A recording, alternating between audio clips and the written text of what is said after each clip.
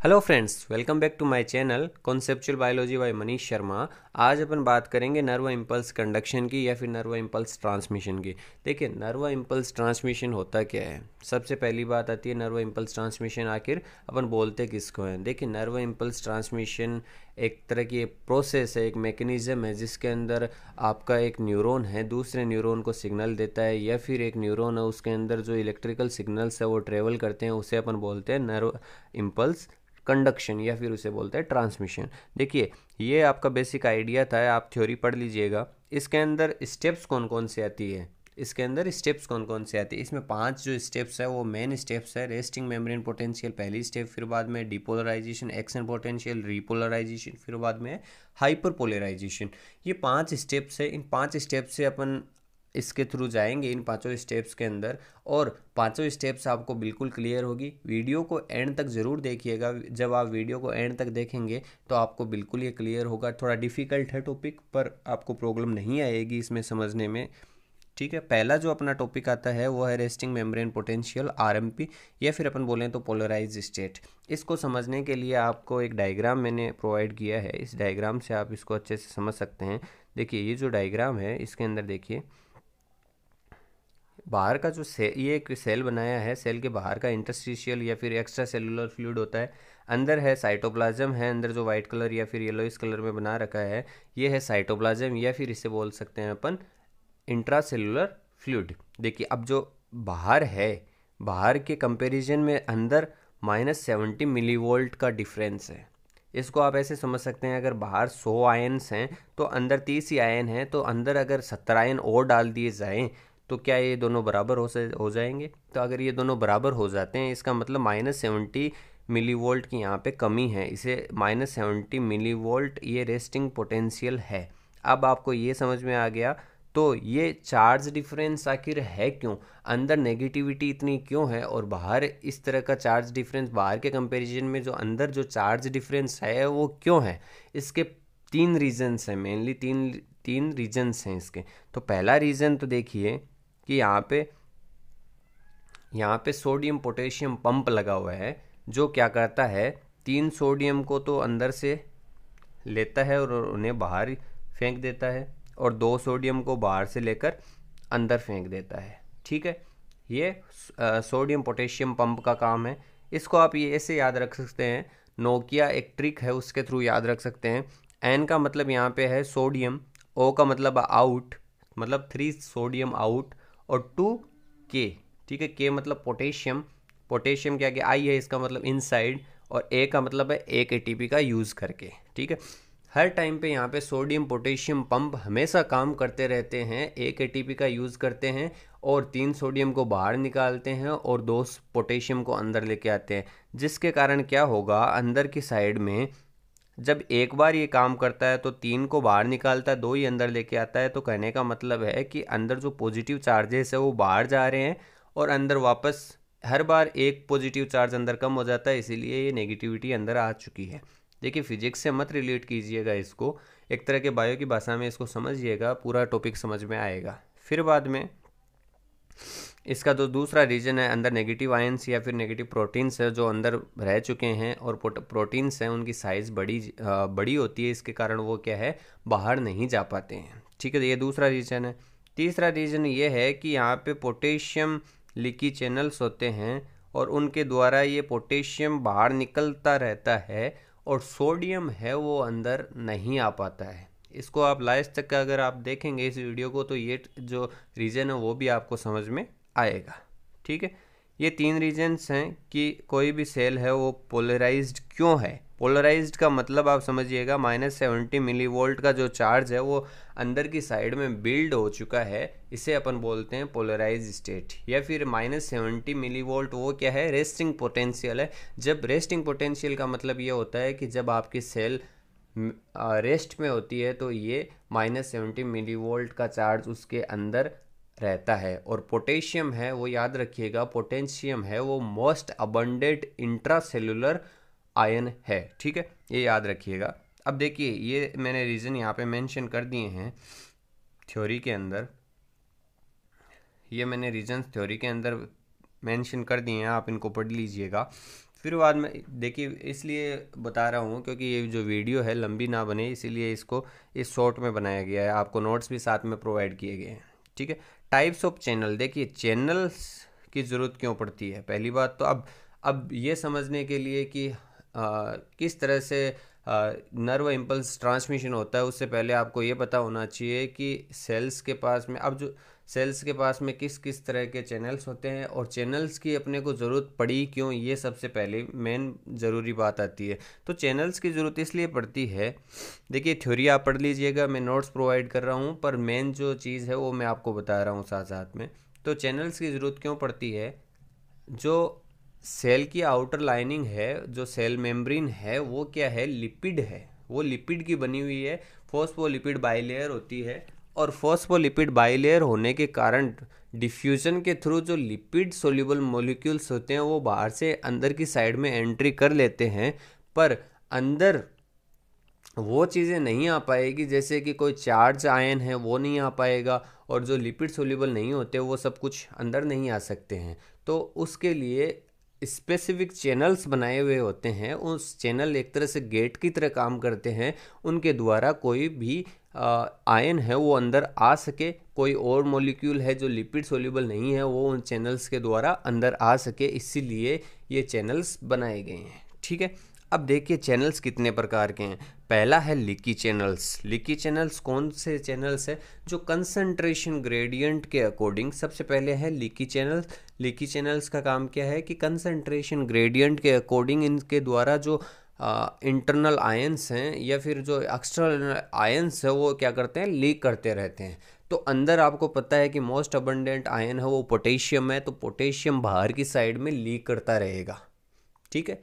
और लीक करने के कारण से आपको पता है कि अंदर नेगेटिव चार्जेस नेगेटिविटी बनेगी। और फिर बाद में आपको ये इसमें मेंशन किया हुआ है कि जो सोडियम लीकी चैनल्स होते हैं वो कम होते हैं as compare to potassium leaky channels.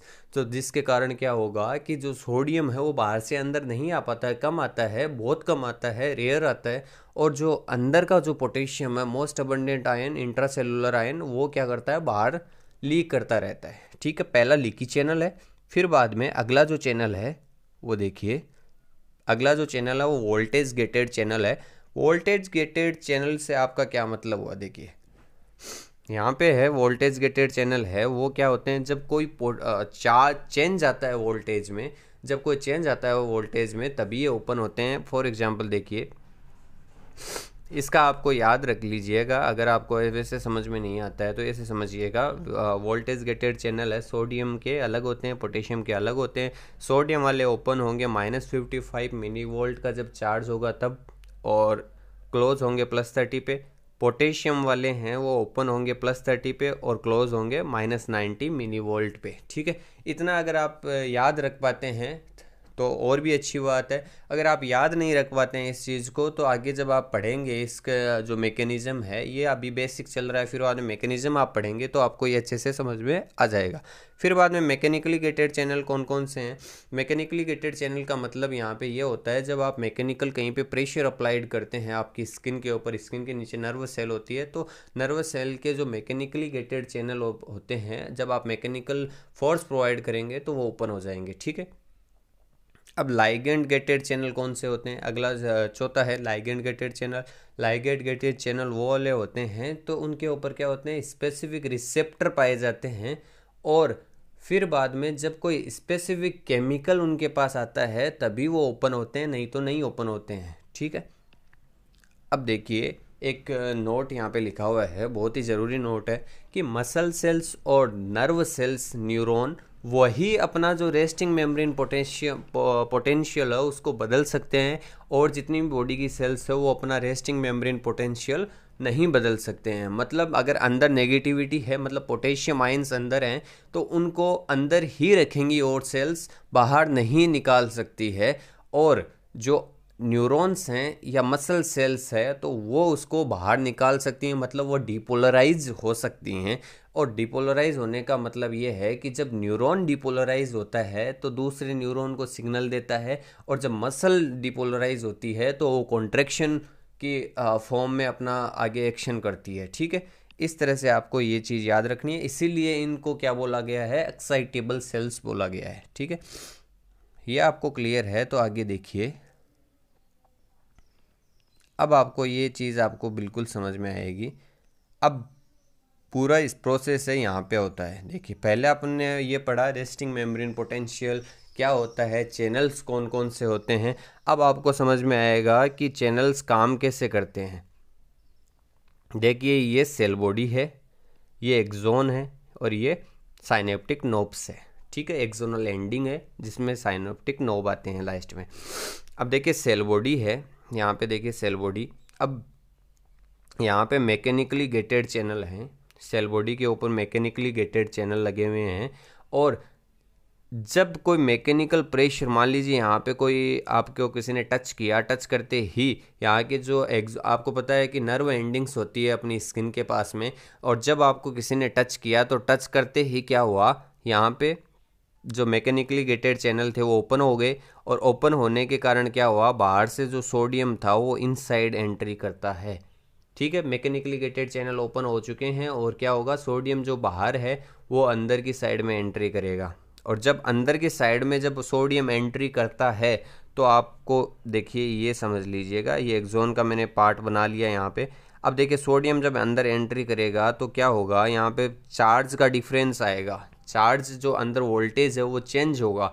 Voltage change होने का मतलब ये है, इस ग्राफ से आप समझिएगा, यहाँ पे -70 मिली वोल्ट का जो चार्ज है वो कहाँ पे जाएगा, -55 तक चला जाएगा। और जब -55 पे चला जाएगा तो -55 क्या है, थ्रेशोल्ड पोटेंशियल है, थ्रेशोल्ड स्टिमुलस या फिर थ्रेशोल्ड पोटेंशियल है। मतलब वो मिनिमम एनर्जी जो है, वो मिनिमम पोटेंशियल है जो आगे डीपोलराइजेशन करवा सकता है। ठीक है, अब मान लीजिए यहाँ पे -55 का चार्ज आ चुका है, और -55 का -70 से -55 आया, यहाँ पे मैंने लिखा नहीं है पर -55 आ चुका है। जब -55 आया तो मैंने आपको वोल्टेज गेटेड चैनल बताए थे, जो क्या होते हैं, जब वोल्टेज में चेंज आते हैं तब ओपन होते हैं। तो यहाँ पे वोल्टेज में जब चेंज हुआ तो वो ओपन हो गए। ऊपर ओपन होने से क्या हुआ कि बाहर से सोडियम है वो अंदर की साइड में एंट्री कर गया। अब सोडियम जब एक साथ बहुत सारा एंट्री करेगा, ये ऐसे रुकता नहीं है, बहुत सारा वोल्टेज डिफरेंस आने के कारण से क्या होता है, बाहर से बहुत सारा सोडियम अंदर की साइड में एंट्री कर जाता है। एक तरह से रस होता है सोडियम अंदर की साइड में बहुत ही ज़्यादा, और जिससे क्या होगा कि ये जो चार्ज है वो -70 से +30 की ओर बढ़ता है। और +30 जब जाता है, ये यहाँ पे देखिए, यहाँ से क्या हुआ, सोडियम एंट्री करने लगा, सोडियम एंट्री कर रहा है और +30 की ओर चला गया है। और +30 की ओर जाने का मतलब यहाँ पे ये है कि एक्शन में आ चुका है। इससे अपन +30 को एक्शन पोटेंशियल बोलते हैं। फिर बाद में क्या होगा, यहाँ पे देखिएगा, यहाँ से क्या होगा, ये जो सोडियम है जब अंदर एंट्री कर गया था, जब एंट्री कर गया था तो अब क्या होगा, ये सोडियम इस जो पास वाली जो यहाँ पे मान लीजिए ये दूसरा सेगमेंट बी है, उसमें क्या करेगा, इधर सोडियम 2-4 सोडियम इधर एंट्री कर जाएंगे, और इधर एंट्री करेंगे तो वापस यहाँ पे भी वोल्टेज का चेंज कर देंगे। वोल्टेज चेंज करने से थ्रेशोल्ड पोटेंशियल तक पहुँच जाएगा -55 तक, और -55 तक जब पहुँच जाएगा तो यहाँ पे वोल्टेज गेटेड चैनल है सोडियम के, वो ओपन हो जाएंगे। और ओपन होने के कारण से क्या होगा, बाहर से सोडियम अंदर की साइड में एंट्री कर जाएगा। वापस जब सोडियम वोल्टेज गेटेड चैनल वो ओपन होंगे तो वही सेम प्रोसीजर होगा। वापस प्लस यहाँ पे -70 से +30 की ओर जाएगा, +30 से फिर बाद में -90। देखिए, यहाँ पे जब डिपोलराइजेशन हो रहा है तो उधर क्या होगा, ये रीपोलराइजेशन होना स्टार्ट हो जाएगा। रीपोलराइजेशन का मतलब यहाँ पे ये है कि ये पोटेशियम वोल्टेज गेटेड चैनल है, ये बाद में ओपन होते हैं, थोड़ा लेट ओपन होते हैं। और यहाँ पे जब पोटेशियम ओपन होंगे, potassium voltage gated channel open होंगे VGC, तो क्या होगा, यहाँ से पोटेशियम बाहर निकलेगा और -70 का चार्ज वापस आ जाएगा। पर पोटेशियम बहुत ही ज़्यादा निकल जाते हैं जिसके कारण क्या होगा, -90 तक का चार्ज चला जाएगा। और -70 से जब ये -90 तक चला जाता है तो इससे अपन बोलेंगे हाइपर पोलराइजेशन। जब यहाँ से पोटेशियम निकल रहे थे -70 तक ही गया, +30 से -70 तक ही, तो उससे बोलेंगे अपन रीपोलराइजेशन। और जब -70 से -90 की ओर चला गया तो उससे बोलेंगे हाइपर पोलराइजेशन। ठीक है, ये प्रोसेस आपको समझ में आ चुकी होगी मेरे अकॉर्डिंग। तो यहाँ पे देखिए, फिर बाद में क्या होगा, इस जगह पे भी वही सेम प्रोसीजर होगा कि सोडियम अंदर की साइड में आएंगे, जो ये 2-4 सोडियम इधर आ जाएंगे। तो अब देखिए कि हाइपरपोलराइजेशन क्यों ज़रूरी है। हाइपरपोलराइजेशन क्यों ज़रूरी है, क्योंकि यहाँ पे देखिए -70 का चार्ज यहाँ पे बना। -70 के चार्ज से -55 जब ये सोडियम इधर एंट्री करेंगे तो -55 का आ जाएगा, और -55 से +30 की ओर चला जाएगा, और +30 से फिर बाद में जब रीपोलराइजेशन होगा तो -70 की ओर ही जाएगा, फिर बाद में -90 की ओर चला जाएगा, क्योंकि यहाँ पे पोटेशियम है वो बहुत ज़्यादा निकल जाएंगे। और ये निकलते क्यों हैं, इसका सिग्निफिकेंस क्या है हाइपरपोलराइजेशन का, वो मैं आपको बताता हूँ। देखिए अगर यहाँ पे -90 चला गया तो ये जो कुछ चार्ज है वो, जब ये -70 जा रहा था और फिर बाद में -90 चला गया, तो इधर वाले जो सोडियम है इधर भी तो जा सकते हैं। जब ये इधर चले जाएंगे तो क्या पता इसको वापस डीपोलराइज कर दे, इसको वापस डीपोलराइज भी तो कर सकते हैं। इसीलिए ये -90 चला गया तो -70 तक जाके रुक जाएगा, पर -70 से -55 तक नहीं जाएगा, ठीक है। और -55 तक नहीं जाएगा तो यहाँ पे डीपोलराइजेशन नहीं होगा, और डीपोलराइजेशन यहाँ पे ही होगा। फिर बाद में सेम प्रोसीजर यहाँ पे होगा, -70 से +30 की ओर बढ़ेगा, -55 यहाँ पे बीच में आएगा, फिर बाद में +30 से क्या होगा, ये फिर बाद में आगे -90 तक हाइपरपोलराइजेशन होगा यहाँ पे, ठीक है। अब देखिए ये ग्राफ आपको समझ में आ चुका होगा कि जैसे जैसे टाइम मिली सेकेंड्स के अंदर टाइम दे रखा है, यहाँ पे वोल्टेज है वो मिली वोल्ट में लिखा गया है, -70 है वो रेस्टिंग पोटेंशियल है, हर सेल होती है, इसको कोई नहीं बदल सकता है, सिर्फ नर्वस सेल और मसल सेल्स के अलावा। फिर बाद में थ्रेशोल्ड पोटेंशियल -55 का थ्रेशोल्ड पोटेंशियल है। फिर बाद में देखिए ये जब सोडियम एंट्री करते हैं मैकेनिकल फोर्स के द्वारा, क्या हुआ, मैकेनिकल गेटेड चैनल ओपन हो गए थे। ओपन होने से क्या हुआ कि अंदर सोडियम अंदर आता है, सोडियम जब अंदर आता है तो क्या होगा, पोटेंशियल चेंज आएगा, पोटेंशियल चेंज आने के कारण से यहाँ पे डिपोलराइजेशन होगा।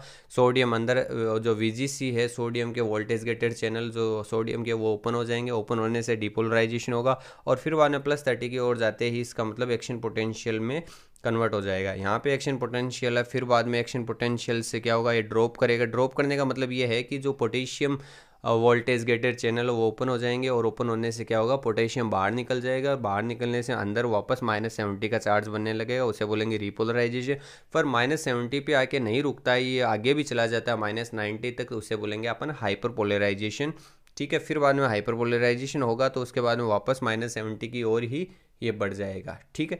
अब देखिए ये तो थी स्टेप्स।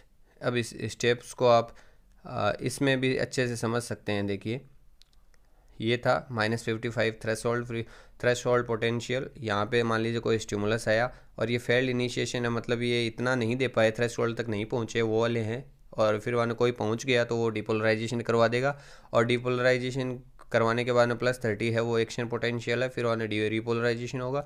फिर बाद में देखिए रिफ्रैक्टरी पीरियड क्या होता है, ये मान लीजिए जब एक न्यूरॉन में जब डिपोलराइजेशन हो रहा होता, बहुत ही मतलब 1 सेकंड का हज़ारवां हिस्सा है जहाँ पे रिफ्रैक्टरी पीरियड बोल सकते हैं अपन उसको, कि जब एक जगह पे जब डिपोलराइजेशन हो रहा है किसी भी एक सेगमेंट, तो उसी समय में दूसरा डिपोलराइजेशन नहीं हो सकता है, ठीक है। ये आपको समझ में आ गया होगा।